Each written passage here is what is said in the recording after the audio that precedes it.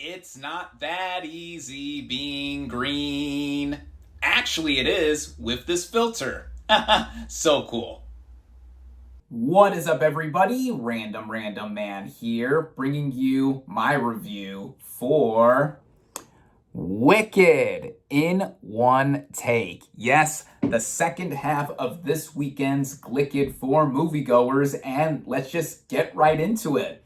The plot of this musical fantasy film is set in the land of Oz and takes place largely before Dorothy Gale's arrival from Kansas, and centers on Elphaba, who would eventually become known as the Wicked Witch of the West, and her path to becoming that title when she enrolls in Shiz University and explores the unlikely friendship between herself and her classmate Glinda the Good. Going into this movie, I was quite looking forward to seeing it, as for one thing, and this is what I have to say off the top, I am not at all familiar with Wicked, not as a book from 1995, nor as the more famous Broadway musical that first was told or set on stage 20 plus years ago, I believe. I do remember I live in the Chicagoland area when the show arrived here in downtown Chicago with that iconic playbill art, but I just never saw it. My only familiarity with the show as a story was that it's essentially the origin of the Wicked Witch of the West and Glinda the Good Witch, and it's like a remixed version of The Wizard of Oz. And there's also one other piece of familiarity I have with Wicked that I'll mention in a bit.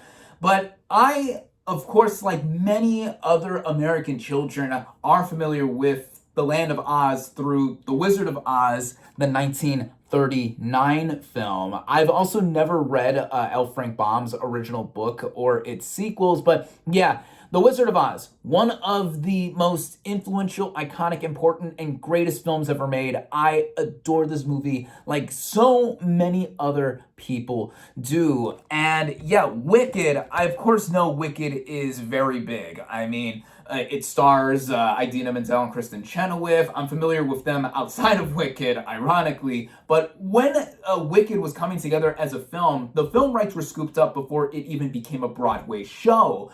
And it was also announced that this would be a two-part film. So going into this, it's not in the title for the marketing, but the title card for this movie does say Wicked Part 1. So yeah, we would have some expectations set up to where the story is going to stop right before its intermission, so to speak. But with the cast that was assembled together, and the director specifically, I also was curious about too, as this film is directed by John M. Chu.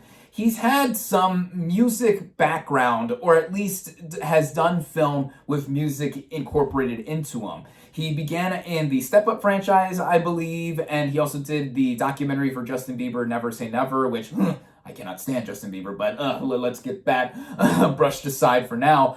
But I remember him, of course, a few years ago, in 2021, he did the film adaptation of In the Heights, based on the Broadway show of the same name that I also was not familiar with, aside it being done by Lin-Manuel Miranda, and I like this film a lot. So seeing that John M. Chu was the choice to helm Wicked did give me, again, more curiosity to see what he would do with this bigger scaled production and a lot more famous and beloved of a property too. So with that, I saw this movie earlier today in theaters where it is only currently available. And by the way, if you caught my ticket stub earlier, it said child on it. So whoever I bought the ticket from at the box office thought I looked younger than I actually am. But anyway, starting out with the cast and their performances. We have Cynthia Erivo as Elphaba. I want to begin with her because I do quite enjoy her as a performer. The first time I ever saw her in a movie was in 2018's Widows by Steve McQueen. That has a lot of drama in it, a very dramatic role there. And then also the following year, she played Harriet Tubman in Harriet, and she got 2 Oscar nominations for that film. One for Best Lead Actress and another for Best Original Song, a song that was featured in that film that she wrote and performed. And so now, playing Elphaba / the Wicked Witch of the West, this is a huge, huge undertaking. And I thought she was more than up to the task, because seeing her in this film, she has so much strength, both as a dramatic actress, but then also, of course, as a singer. And whenever she sings, it's both awe-inspiring and heartbreaking when she has a lot of solo moments, and the development that is given to her character as the movie progresses and we see her origin. It's a tragic origin in many ways because we eventually know what's going to happen in her being the Wicked Witch of the West. But at the same time, we get all of this detailing and intricacies with her that I quite enjoyed. And honestly, this is probably now one of my favorite film performances of the year. We're talking about leading actor, actress, and she really knocked it out of the park here.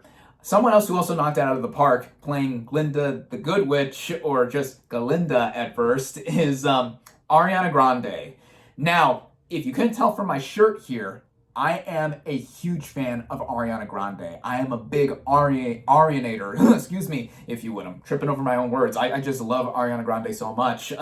Fun fact, she was the first celebrity I followed on Instagram over a decade ago. And my only other familiarity with Wicked is that she did a song off her debut studio album, Yours Truly, called The Popular Song with Mika. And I did not know, but that song came from Wicked, the song Popular, of course, and it interpolated some lyrics and just a similar kind of sound with it. So I was familiar with Wicked in that sense, and maybe I heard snippets of Defying Gravity other places or anywhere else besides Wicked. But anyway, yeah, Grande being cast here did have me really hyping it up as well too, because I'm a huge fan of her, not just for her music, but I've been a fan of her since I first saw her act on Nickelodeon's Victorious as Cat Valentine. Then the character got her own spinoff with Sam and Cat, and then of course her music career burst and just skyrocketed to make her a pop star. But how is she here? I thought that she stole the show in many ways. I think that she is one of the standout performers of the film next to Erivo. They're basically co-leads here, but if we're talking about awards, Grande is being pushed for Best Supporting Actress and Erivo for Best Lead Actress. And honestly, I think she is formidable in supporting because she has so much comedic timing here. Her character is basically like a preppy mean girl type, and she is immediately standoffish and antagonizing towards Elphaba because she wants to become a sorceress. But we do get development with her as well too. We see her motivations, and then we see the chemistry she has between herself and Erivo. And wow, these two are electric together, whether they're being all frenemy-like or just even singing together in a lot of duet moments here. Grande here, also the physicality that she has as well. Both of them singing and dancing and then acting. That's what musicals are all about. And I think that, yeah, with her, she is simply gracious. Grande is gracious in the role of Galinda/Glinda. And then other supporting performers here include the likes of Jonathan Bailey as a prince named Fiyero. I thought he was quite dashing in the introduction that his character was given here. At first, I was like, whoa, this guy has got some moves. And then he has a musical number not long after that. And I was like, wow, okay, yeah. He was someone who I thought was very great as well. Michelle Yeoh plays this head of sorcery at Shiz University, and I thought she did well. Jeff Goldblum plays the Wizard of Oz. We don't see him until later on into the movie. Both him and Yeoh sing more so like in a talking scene kind of manner. I mean, they're not as skilled as Erivo, Grande, or Bailey, but yeah, I thought they did fine. They were okay with what the singing was there. But the performances, ultimately, I did like what they were doing. And then a couple other players I want to mention. Marissa Bode, I believe that's how her name is pronounced. She plays Elphaba's younger sister, Nessa Rose, and I thought she was adorable in this movie. All the screen time that she had. She can also sing quite well. Peter Dinklage voices a goat professor, and it's all CGI, and it's mostly a vocal performance here, but his character has a lot to do with the theming of this movie and a lot of motivation for Elphaba as a character. Everyone in the ensemble mostly, I think, does well and more than fine job, more than sufficient, more than proficient in a lot of ways. But of course, the proficiency a lot of the time here comes from Erivo and Grande singing, dancing, and acting their hearts out here. They really give it all. And with the now writing of this movie, This film, like I said, is basically a reinterpretation, a remix of sorts of The Wizard of Oz, but we're only getting the first half here. The movie opens right away with the Wicked Witch already being dead. If you've seen The Wizard of Oz or you know the story, obviously you know she dies.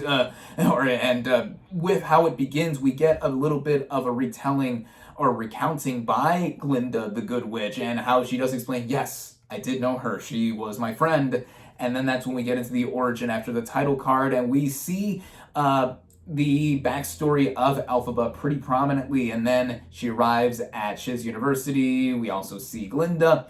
And just them together, you can tell that that is the heart of the movie, of course. But then when we see how the big theming of the movie comes together, we see that there is a lot of partial focus on identity, of course, because, Elphaba has green skin, and that's what makes her different. So that's clearly a commentary on how people are different, and how people are like ostracizing each other just because of that, or just being mean, kind of school-ish type of things. But then also just how there are so many different people in the land of Oz. I mean, you have the Munchkins, of course, you have the animal professors, and then all the people that live in the lavish Emerald City that we eventually go to.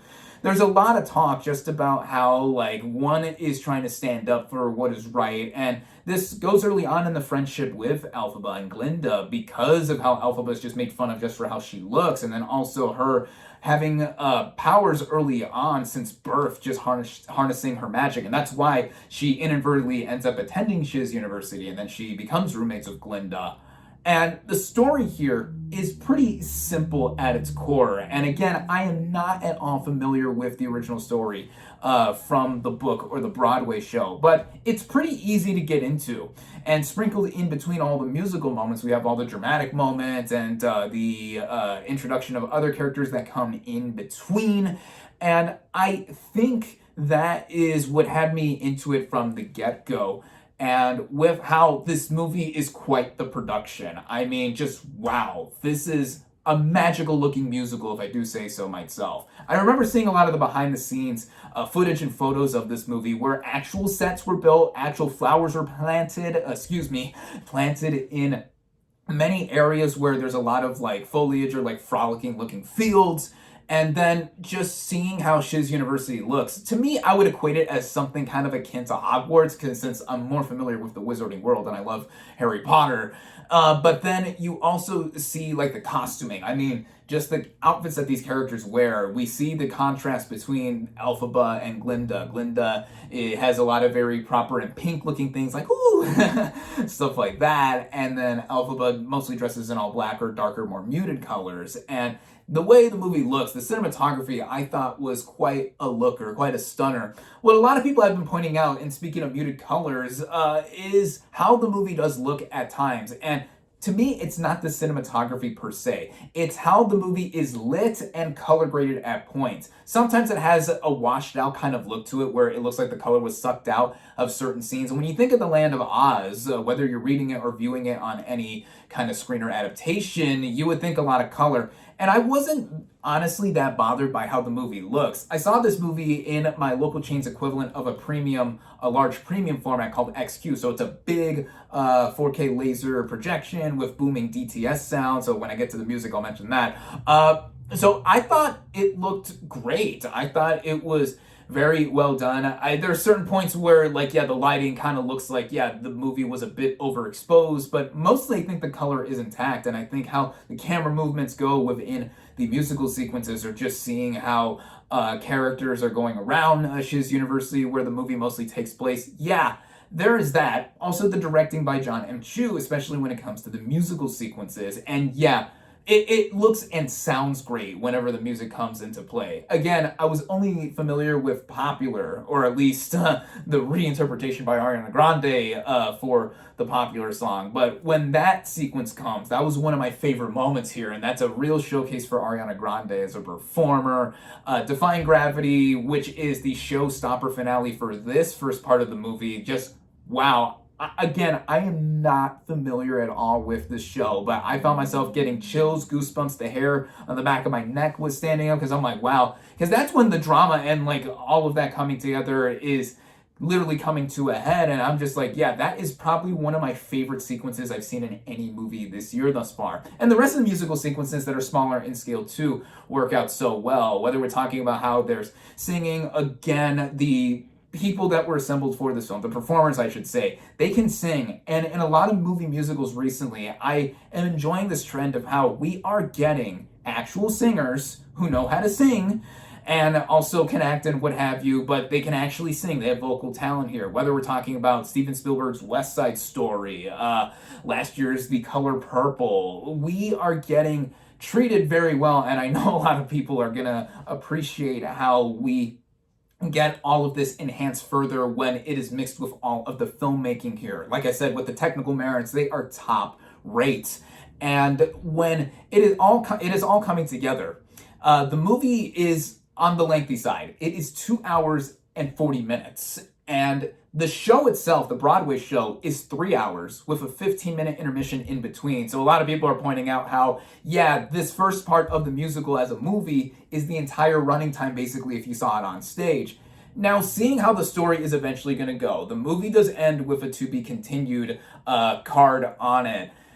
I do see how there was a lot of expansion put here, and also not just for the sake of a movie, but if this was trying to be crammed into the same running time as a movie, I think that it wouldn't have necessarily worked. It wouldn't have had time to breathe. Some people are saying this is already bloated enough as it is. I don't think this is bloated at all. Sometimes I did feel the running time at points. In some of the more down moments, I think some of the more slower kind of sequences, I did think that, yeah, that is where like we are getting a lot more of the integration of it being a movie version of this musical. But honestly, I was still mostly so into what I was watching. And if it wasn't already clear, I mean, musicals are my jam. I've said that in my previous reviews of other movie musicals here on my channel. But with all that coming together, it made for an experience that really I was quite taken by, in having it be something that now makes me a fan of Wicked, and also just further into the land of the Wizard of Oz too. And this being a first part, again, with how this movie does end, it ends on a big cliffhanger. Honestly, if this movie did not have the part one within this movie, and it was just stopped right here, if it just stopped and we didn't get part two a year from now, but we are, I honestly think I still would have been more than satisfied, because we know eventually what's going to happen to the Wicked Witch. We know what happens when Dorothy Gale and the other Wizard of Oz characters are in the Land of Oz and are going to stop the Wicked Witch and stuff and go see the wizard. Because we get that context in the beginning where Glinda's explaining, yes, I was friends with her and this is what happened. The Wicked Witch is already dead, blah, blah, blah, blah, blah. That. But now this makes Wicked Part 2 next year one of my most anticipated movies of 2025, because I do want to see how the Wizard of Oz story that we all know and love is going to be reinterpreted, with Dorothy and her team going on to go against the Wicked Witch. And then also, again, I'm not familiar with Wicked prior to this movie. How many times am I going to say that? But anyway, just seeing how this version of the story is going to go down. And I think that this as a movie musical, I think this year for movie musicals, this is the one that really has given us musical lovers a lot of our own fix, our own taste, our own treat of just it being interpreted on the big screen. Because as a whole, if you couldn't already tell, I am quite enthusiastic about Wicked Part 1, if I want to be proper with the title here, as this is a film that I think has so many of the same stylings and just hallmarks of what a movie musical does have. If you're not a fan of musicals or anything like this that is adapted, from Broadway, this is what I get for doing this in one take, stumbling over my own words. If you are not open to musicals, or you just don't like how people are just belting out into song and dance, like almost every major moment that is present here, yeah, you wouldn't be into this. But if you are into the Land of Oz, I mean, most people who are seeing this, of course, are going to be already into the Broadway show and just the IP as a general thing. Yeah, of course, you're going to go see this if you have not seen it by now. And yeah, my house was packed. I mean, this was a packed audience I saw this with, and like I can tell, you know, there was a lot of enjoyment just seeing what was done with the story and just this version of Oz being interpreted. Again, yeah, wow. I was quite taken by this movie. I can't believe it. I mean, I think this movie is a lot better than even what the already positive buzz of this movie was giving it credit for, because of how it is coming together and just being made with so much love. And I think for John M. Chu specifically, this, I think, is now probably my favorite movie I've seen of his, especially because he has grown as a filmmaker from the stuff that I've seen from him.